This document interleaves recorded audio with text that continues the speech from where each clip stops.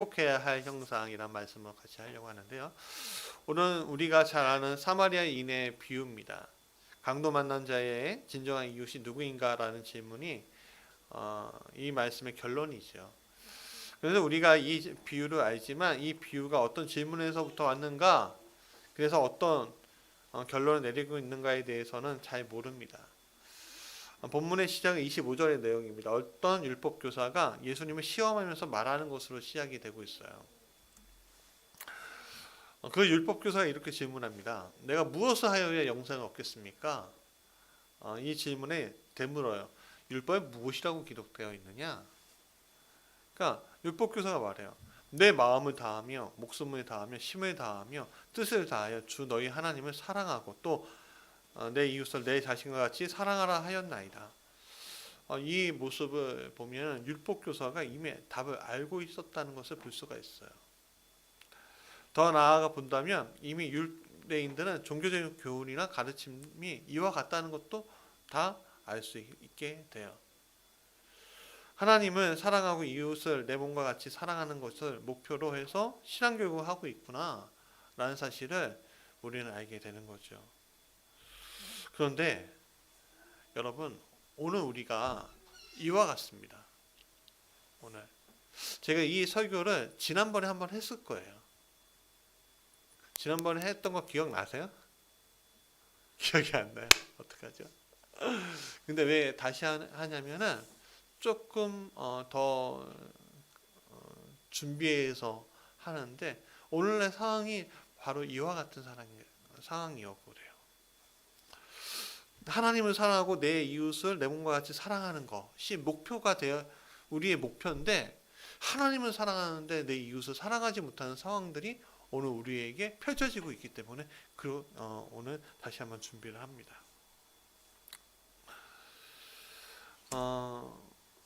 다시 본문으로 돌아가면 오늘 율법교사가 문제를 제기한 영생이라는 단어에 대해서 오늘 우리가 느끼는 감정들은 뭐죠? 영원히 사는 것. 이 단어에 감정적으로 느끼는 것이 무엇입니까? 우리 정민희 집사님처럼 우리 젊으신 분들은 이 영원히 산다는 것에 대한 감정의 깊이가 얼마나 클까요? 우리 이순애 권사님이 이제 91이신데 이순애 권사님이 영원히 사는 거하고 정민희 집사님 같이 이제 젊으신 분들이 영원히 사는 거하고 감정의 깊이는 좀 다를 거예요.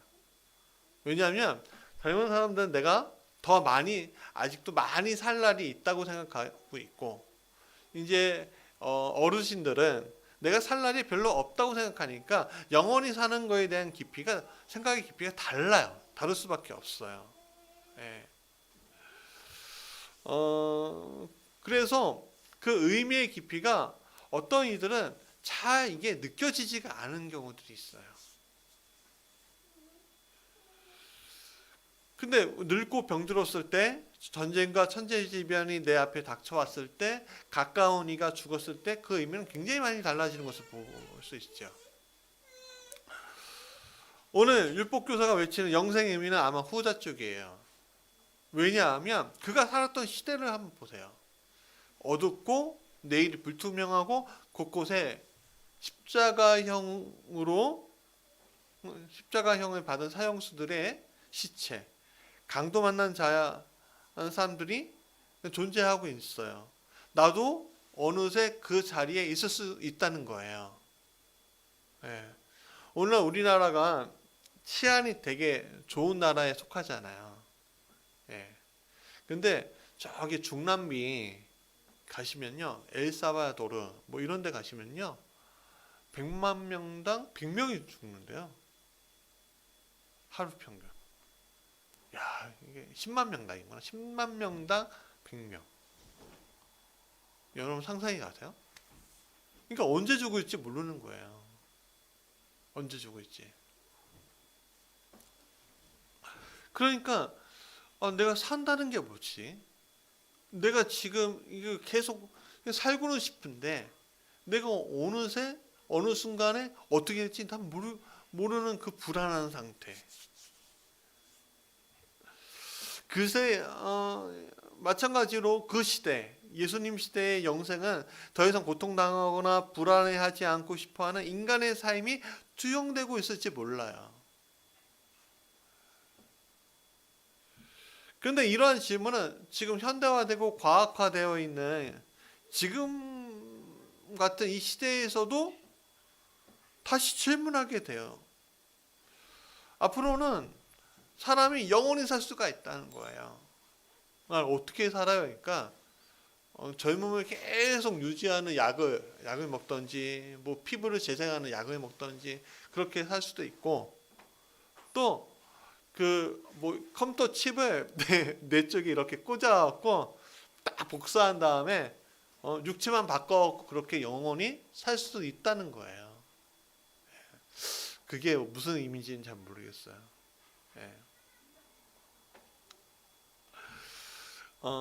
옛날에 그 제가 재밌게 보던 그 드라마 중에 닥터 후라는 영국 드라마가 있어요. 보신 분이 있나요? 예.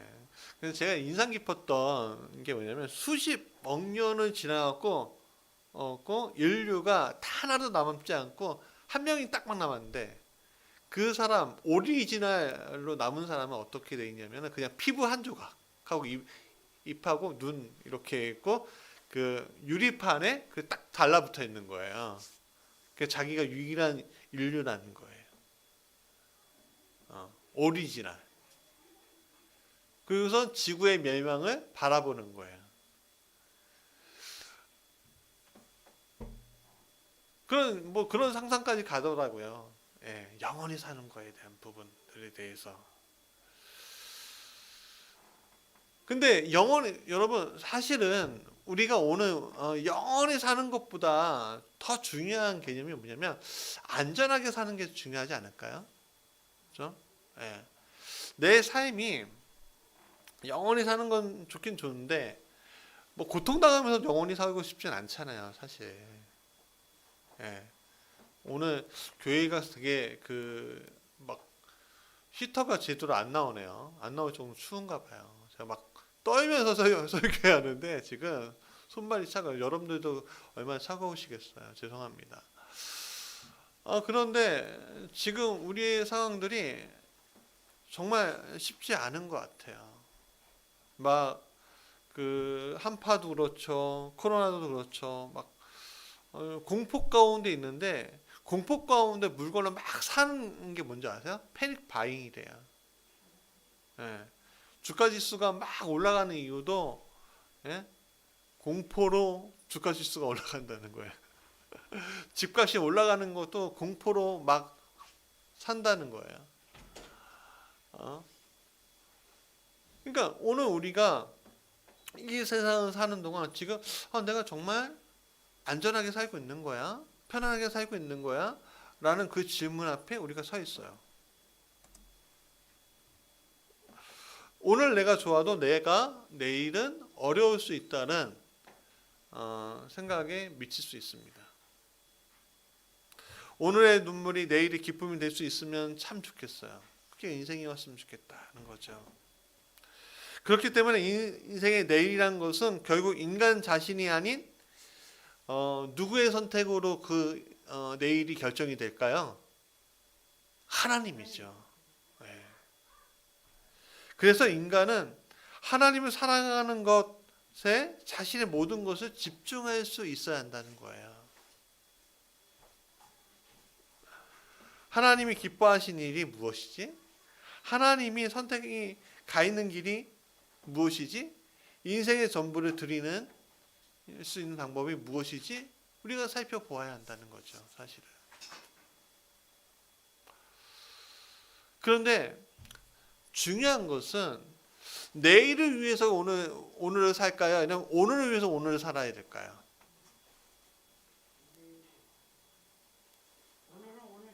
그렇죠, 맞아요. 오늘은 오늘대로예요. 오늘 내가 최선을 다해서 살지 않으면 내일도 최선이 없는 거죠. 그렇죠. 여러분 그리스인 조르바라는 책 읽어보셨죠? 다. 예, 읽어보세요. 예, 저도 많이 읽지 못했는데 참 좋은 책이라고 하더라고요. 근데 이 조르바가 그래요. 야, 오늘이야, 오늘. 오늘 내가 누구를 사랑할 때 최선을 다해서 최고의 감정을 가지고선 사랑하고, 내가 무엇을 할 때 최고의 그것을 집중해서 살아갈 때 의미가 있다는 거예요. 그러니까 그게 오늘 우리의 삶의 의미가 될 수 있다는 거죠. 그런데 여기서 하나님 믿는 기독교 신앙 안에서 이 특징을 하나 놓치지 말아야 될 것이 있는데, 그 특징은 인간에 대한 사랑이에요. 사실은 인간은 피조물이죠. 그것은 유한성을 가지고 있다는 얘기예요. 유한하다는 것은 결국에는 뭔가 결핍되어 있다. 그럼 결핍은 뭐예요? 채워야 되죠. 그렇기 때문에 인간은 무엇인가 채우기 위해서 끊임없이 투쟁해요. 끊임없이 뭔가 투쟁해야 돼요. 얼마 전에 LG 그룹 본사 그 1층이 이제 그 청소하시는 분들에 의해서 이제 그 폐쇄된 일이 있었다고 해요. 근데 왜 폐쇄가 됐냐면은 청소용역업체가 12월 31일부로 다 해고를 시켰다는 거예요. 나이 상관없이. 그러니까 한 번에 다 하고 다시 채용하겠다. 뭐 이런 식으로 해고 이분들이 이러면 우리가 살 수가 없는데 어떻게 하라고 하고선 보니까는 그 청소업체 용역의 사장이 또 LG그룹하고 연관되어 있는 사람이더라 이거죠. 그러니까 LG그룹 가서 거기에서 막 우리 살려달라. 그러니까 언론이 또 들러붙고 하다 보니까 또 이게 그룹 이미지가 안 좋아지니까 또 이분들을 다시 살려주는 그런 일들이 있었어요. 근데 왜 이 추운 겨울에 그분들은 왜 그랬을까요? 생존권이 달려있기 때문에 그런 거죠. 그러니까 오늘 우리가 이 생존의 그 자리에서 우리가 서 있는 것들이 보여지는데, 거기에서 제가 눈여겨봤던 게 뭐냐면은 이분들을 막는 사람들이 있잖아요. 이분들을 막는 사람들이 그분들이 먹을 물과 먹을 음식을 그냥 빼앗고 도망가는 거예요. 그런 거 있었으면 안 되잖아요. 사실은 굉장히 우리는 어떤 투쟁과 투쟁 사이에서 비인간화되어 있는 모습들을 우리가 보게 되는데, 이것은 더 이상 하나님의 피조물로서의 인간으로 우리 자신들이 보는 것이 아니라 어떤 가치, 다른 가치로 사람들을 바라보고 있는 우리의 형편들이 보여지는 거예요. 그러니까 제가 여러분을 봤을 때 영적인 귀한 영혼으로 봐야 하는데, 그렇죠? 제가 여러분 볼 때 얘 한 분 저기가 나의 어떤 무슨 가치로 보면 이건 교회가 아니게 되는 거죠. 그렇죠? 그래야 안 그래요? 예. 그게 교회 안에서도 이게 이루어지고 있다는 얘기예요.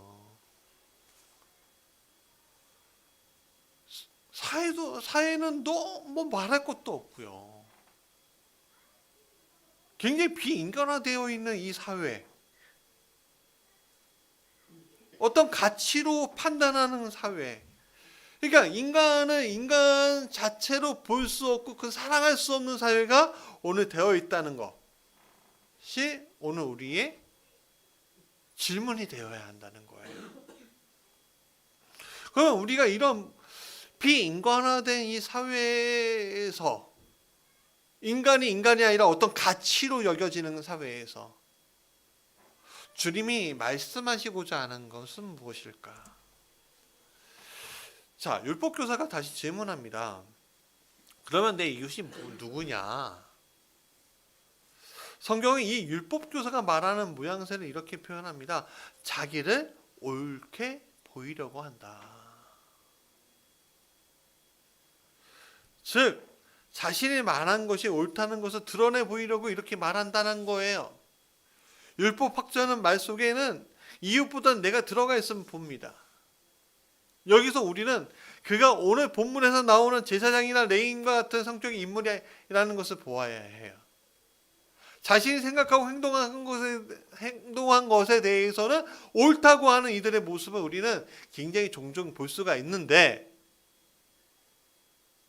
근데 그들은 첫 번째 같이 읽어볼까요? 시작. 선한 이웃이 되지 못하는 거예요. 왜? 자기를 옳게 보이려고 해서. 자기를 옳게 보이려고 하니까는 선한 이웃이 안 되는 거예요. 자, 제사장, 레위, 율법 학자의 특징이 무엇이겠죠? 성경을 알고 있어요. 성경적인 규범을 가르치고 있어요. 또 그것을 행하고 있는 사람들이에요. 아, 저 사람들 딱 지나가면 저 사람이 성경인 거예요. 여러분들이 저한테 기대하는 게 뭘까요? 가장 중요한 건 말씀이잖아요. 진짜. 올바르게 말씀 가르쳐. 딱 찔려면 말씀이 딱 나와서 나를 올바른 가르침으로 인도해 주기 원하는 것이 저한테 원하는 것이잖아요. 그렇지 않나요? 그냥 목사님의 인격을 바라보면서 오시나요? 그것도 감사하고요. 네. 그런데 그들은 죽어가는 이웃에게 관심이 없는 게 보여지는 거예요. 죽어가는데. 왜 그럴까요? 왜 그들이 위선적일까요? 사실 그들은요, 그들이 배운 대로 행한 거예요. 그들은 왜 쓰러진 사람을 외면하고 다른 길로 피해서 가버린 이유는 본문은 다 가르쳐 주진 않아요, 사실은. 그 시대 그 사람들만이 알 수 있는 어체예요, 사실은. 근데 거기에서 피하여 지나갔다라는 말 속에서 우리가 유추해보고 행간을 보게 된다면, 여러분, 거의 죽어가게 된 사람 도와주다가 만약에 그가 죽어버리게 된다면 굉장히 큰 낭패를 그들이 얻을 수 있게 된다는 거예요. 또 그럴 수도 있어요. 죽은 사람일 수도 있거든요, 사실은. 여러분, 그들은 백성들 가운데 특별히 성별된 사람이었어요. 레위기 21장 11절 같이 읽어볼까요? 시작. 여호와께서 모세에게 이르시되 아론의 자손 제사장들에게 말하여 이르기를 그의 백성 중에 죽은 자를 만짐으로 말미암아 스스로를 더럽히지 말려니와. 여러분, 뭐예요? 그 사람이 죽었는지 안 죽었는지 알 수가 없는 상황에서 죽었다고 생각하면은 그냥 피해서 갈 수밖에 없는, 자신을 더럽히면 안 되는 그런 상황 가운데 그이들이 놓인 거예요. 어쩌면 그들은 가고 빨리 다른 사람을 만나고 저기 죽은 사람이 있다, 그렇게 얘기하러 빨리 갔을 수도 있죠. 자기는 할 수가 없으니까. 그건 레위인도 마찬가지였고요.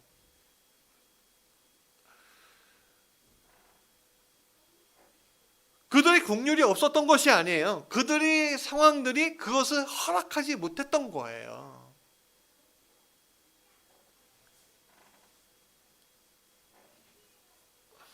그런데 그게 오늘의 우리의 상황도 마찬가지라는 거예요. 우리도 남들에게 좋은 이웃이 되고 싶잖아요.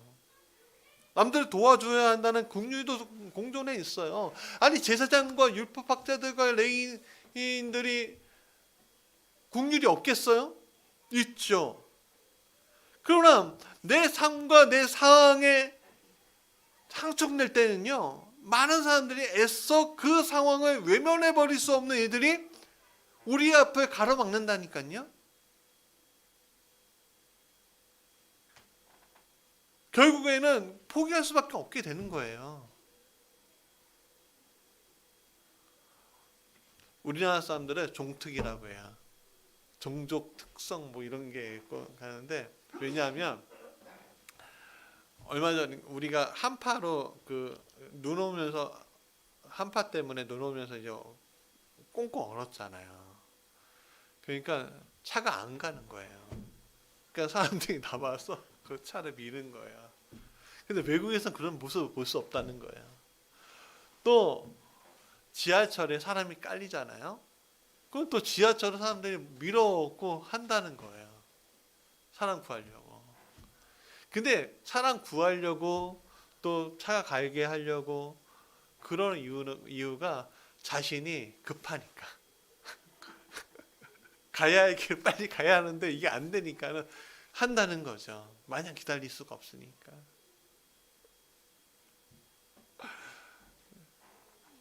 여러분, 우리가 어떤 약속이나 어떤 순간 강력한 어떤 것들이 있으면요, 진짜 이 긍휼을 발휘할 수 없는 때가 많아요. 우리의 삶의 정황상 남을 도와주기에 살기에는 너무 바쁘게 우리는 지나가고 있죠. 주변을 둘러보세요. 삶이 얼마나 빡빡한지. 어렵습니다. 그러면서 한쪽에는 죄책감을, 한쪽으로는 뭐 어쩔 수 없으면 막 항변하죠. 근데 이것이요, 우리를 비인간화 시켜요. 비인간화라는 게 뭐냐면 인간의 감정을 갖고 있는데 어떤 대상을 인간으로 안 보는 거예요. 근데 그게 나일 수도 있다는 거예요. 그러니까 하나님의 피조물로서의 정체성을 잃어버린 상태. 이거 뭐예요? 노예 상태를 얘기하죠. 노예 상태로서 더 이상 나아가지 못하는 것들. 그러면 이런 상태에서 우리가 필요한 게 뭘까라고 할 때 같이 읽어볼까요? 시작. 하나님 형상으로서의 회복이 필요합니다. 예수님은 비유로 선한 사마리아인을 들고 있어요. 예수님은 그 사랑이 여행하는 동안에 강도 만나서 죽어가는 일을 보았다라고 했습니다. 그 사람이 여기서 몇 가지 내용이 포함되어 있는데요. 첫 번째는 그는 절대적으로 시간이 부족하지 않은 사람일 수도 있다는 거예요. 그는 여행자였죠. 급하게 시간을 보지 않아도 그는 그 문제를 해결할 수 있는 시간이 있었어요. 두 번째, 그는 사마리아 사람이었어요. 즉, 그가 율법에 매이지 않았다는 거예요. 세 번째는 사마리아 사람이기 때문에 오히려 종교적으로 배척받는 사람이기에 도와주지 않아도 아무도 그를 비난할 수 없다는 얘기예요. 그냥 급박하지 않고 율법 매여 있지 않고 그리고 그가 도와줘도 안 도와줘도 상관이 없는 자유로운 사람이었죠. 그런데도 불구하고 그는 제사장 레인이 피했던 강도 만난 사람들은 가까이 가서 그를 도와줬다라고 얘기해요. 자, 그들 제사장과 레인은 어떻게 해요? 피했는데 그는 가까이 가서 그의 상태를 보았다는 거예요. 무슨 상태였을까요? 죽어가는 그 사람의 상태를 보았다는 거죠. 먼저는 상처를 치료해줬어요. 두 번째는 주방으로 가서 돌볼 수 있게 했어요. 세 번째는 자신의 물질을 기꺼이 내어주었어요. 마지막에는 끝까지 돌볼 수 있도록 보증해 주었다는 거예요. 근데 사마리아인이 이렇게 할 수 있었던 것은 그를 보고 불쌍히 여겼기 때문이다 라고 예수님은 설명하고 계십니다. 여러분, 사람을 불쌍히 여길 수 있다는 것, 긍휼히 여길 수 있다는 건요, 하나님의 형상이 회복되었다는 것을 이야기하는 거예요.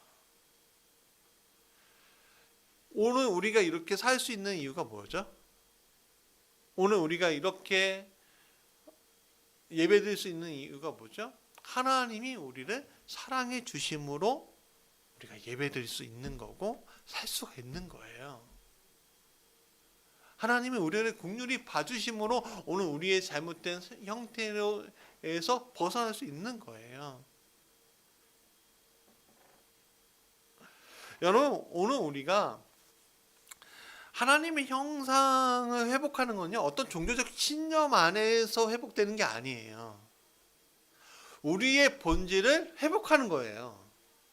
성경 안에서 우리는 자주 성경 안에 있는 그 메시지에 대해서 계속 얽혀져 있는데, 사실은 성경의 메시지는 간단했잖아요. 하나님을 사랑하고 이웃을 사랑하라는 거. 근데 우리가 하나님을 사랑하고 이웃을 사랑하는 거에 대해서 이해 못하니까 66권으로 말씀해 주시고, 찬송으로 간증해 주시고, 교동문으로 기도하는 거예요. 왜? 우리가 이해를 못하니까.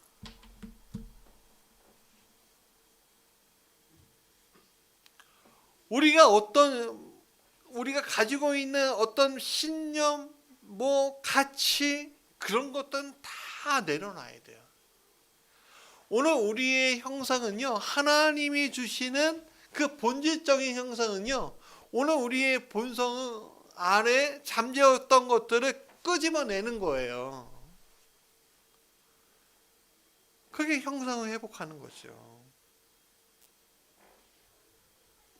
우리는 뭐든지 들이대요. 이거 아니고, 이거 아니고, 이건 맞고, 이건 저기 하고. 아니에요. 뭘 그렇게 들이댈까요? 아니죠.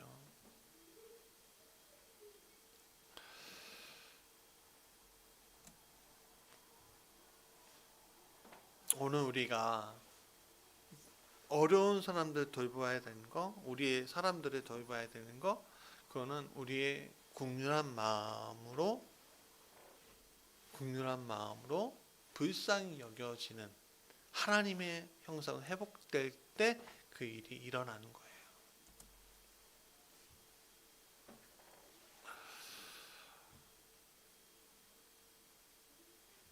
그래서 어쩌면 이런 생각이 들어요. 하나님의 형상을 회복하는 거는요, 여유가 아닐까? 라는 생각이 들어요. 수많은 문제가 일어나는 이유가 우리가 여유가 없는 거 아닐까? 늘 바쁘게 살다 보니까 내 안에 여유가 없는 게 아닐까? 그러니까 여러분, 여유가 없으면요, 뭐가 안 보여요? 그 다음이 안 보이죠. 사람이 오늘 어떻게든 살아보려고 이렇게 열심히 사는데 그 너머가 안 보이면 어떻게 돼요? 사람들이 비인간화 되는 거죠. 그렇죠? 그 너머가 뭐야? 심판이에요. 심판이 안 보이면 사람들은요, 그냥 지금 그 길로 가고 있는 것이 무엇인지도 모르고 가는 거죠, 사실은.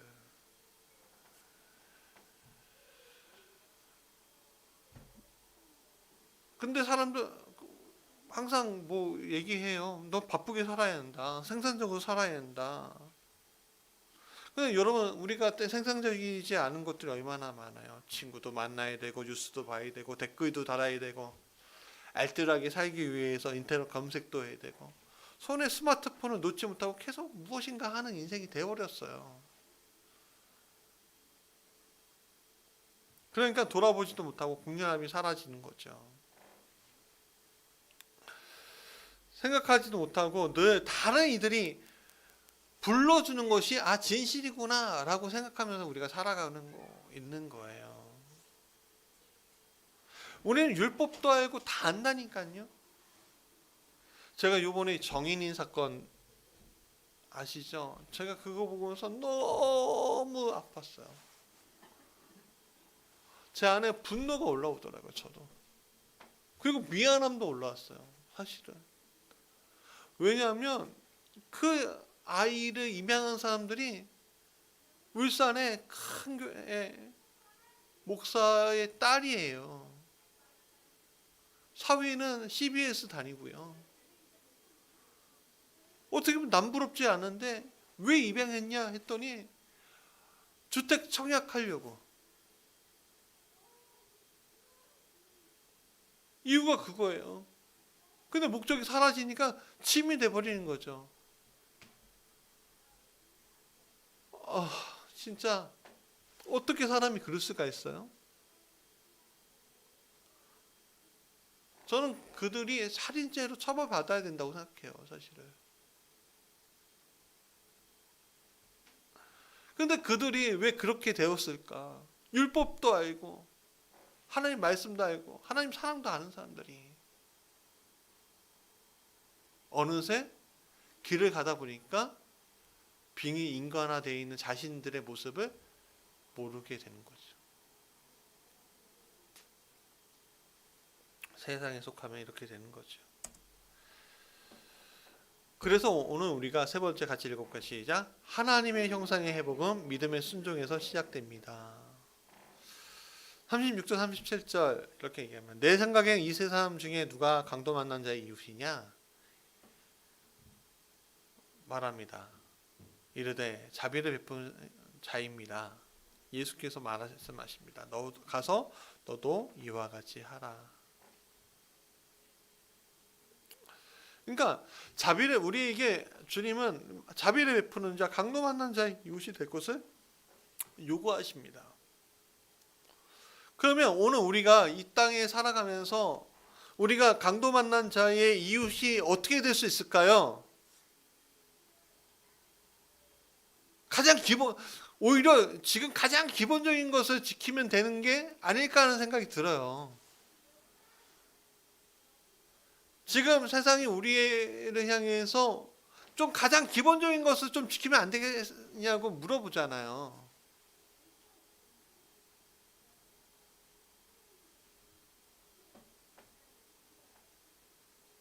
근데 우리는 교회는 참 마음이 아픈 게 뭐냐면 가장 기본적인 것이 아니라 어떤 종교적 신념 때문에 그것을 그냥 덮어버려요. 율법교사가 가지고 있었던 것이 뭐예요? 자의식이 뭐예요? 난 유대인이야, 하나님의 선민이야. 그렇기 때문에 나는 선한 이웃이고 영생의 조건을 갖추고 있는 자야. 예수님이 그것조차 깨버리는 거예요.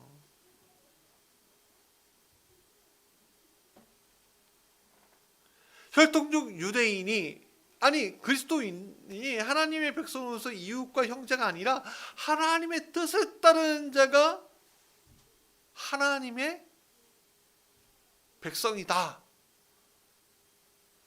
하나님의 진정한 자녀이고 백성이다. 라는 규범을 예수님이 제시해 주신 거예요.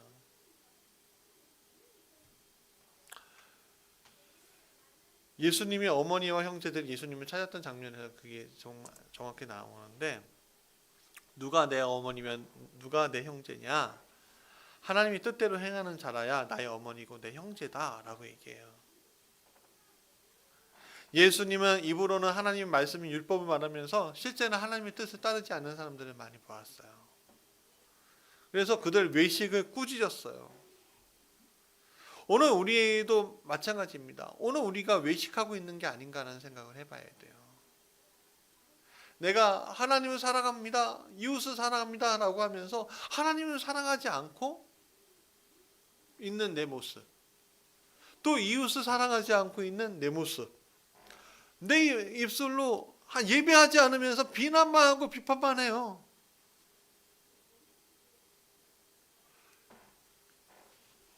어떨 때는 예배하고 하지만 내 삶 가운데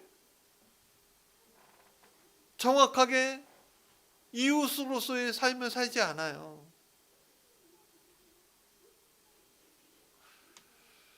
그러나 예수님은 이 새 시대의 언약에는 이웃에 대한 새로운 정의를 내려주시는데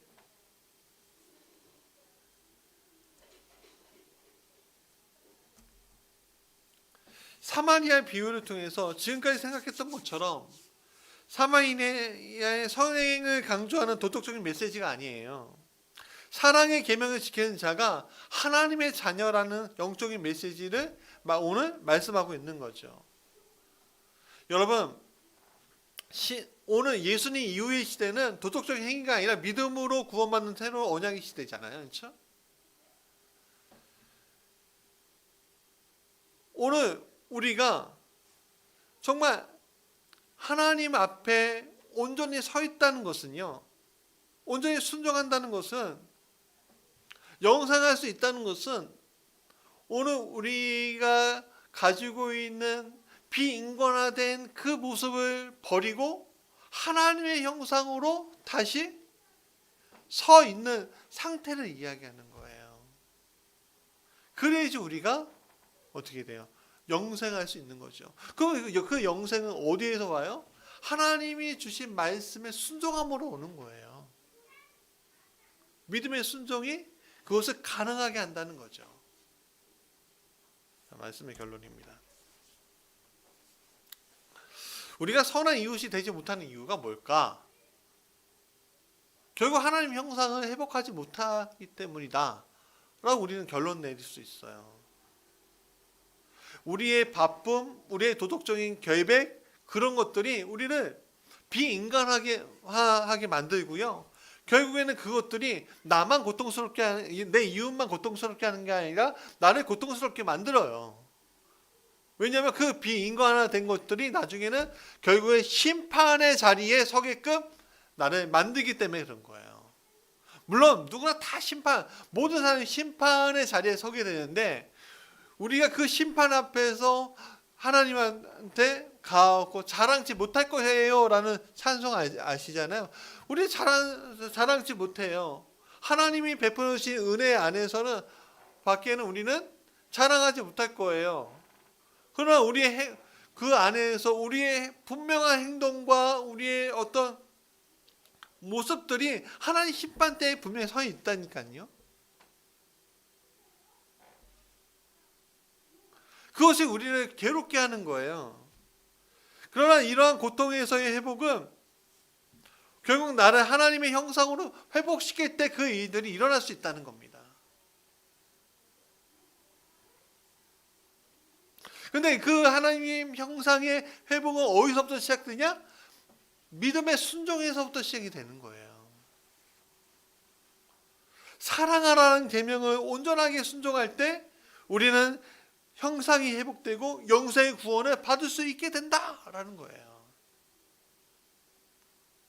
영생은 누구와 같이 할 때 영생이 되는 겁니까? 하나님과 함께 할 때 영생이 되는 거예요. 여러분, 무조건적인 영생, 여러분 오늘 우리 잘 생각해 보세요. 한 가지만 딱 말씀드리고 끝날 건데, 여러분, 인간은 태어나면서부터 영생을 합니다. 사실 영생을 해요. 끝이 없어요. 근데 어떤 영생이냐가 중요한 거예요. 하나님과 함께하는 영생이냐, 하나님을 잃어버린 영원한 고통 속에서의 영생이냐예요. 그럼 우리는 어떤 걸 선택해야 돼요? 그렇죠. 하나님과 함께하는 영생이어야 되는 거예요. 믿음의 순종이 사랑함으로써 사랑이란 개념을 온전하게 순종할 때 생기는 그 믿음의 순종이 오늘 우리에게 있어야 할 줄 믿습니다. 우리 찬양하죠.